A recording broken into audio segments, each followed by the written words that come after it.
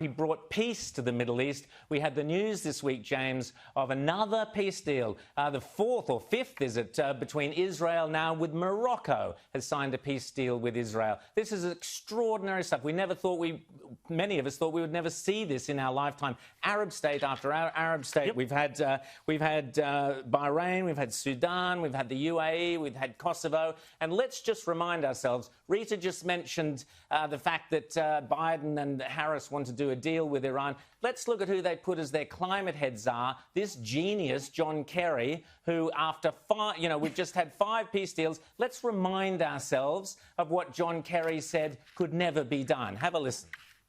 There will be no separate peace between Israel and the Arab world. I want to make that very clear to all of you.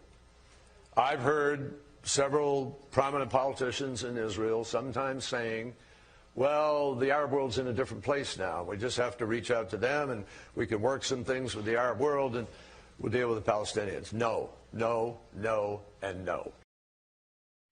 So there we have it. Peace deal after peace deal after peace deal, thanks to Trump. And no from... And this bloke, Kerry, is now in charge of climate change. You can take everything he says on climate change to be as accurate as everything he said about peace in the Middle East, James. That's right. And what I have never understood is why the left has such an absolute love for the Iranian mullahs. I mean, some of the most repressive, awful people to run a country ever, and they are absolutely in love with him. They have been since Ben Rhodes, who was Obama's architect of the Iran deal, arranged for pallets of cash to be flown over to Iran on C-130 Hercules aircraft, and now they're going to go and make the same mistakes again. The tragedy is we're going to wind up now with very potentially an Iran with not only nuclear weapons, but the capability to deliver them thanks to the Biden administration. Exactly. Now, Rita, while we're on the States, tell us about Tulsi Gabbard's couple of bills that she's trying to get through.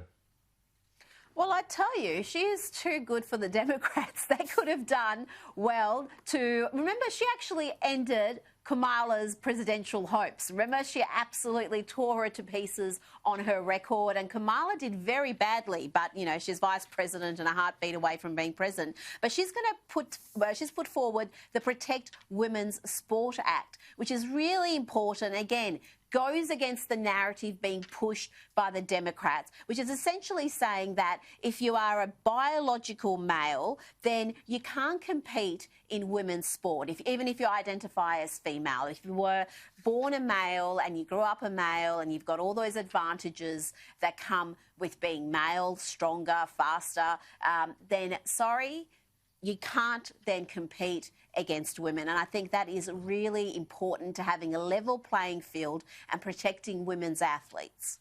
I think that's terrific news, and I think Claire Chandler in Tasmania has been doing similar, trying to get similar kind of ideas up. So great work from Tulsi Gabbard, and that is the way things are going to go, I can tell you. Now,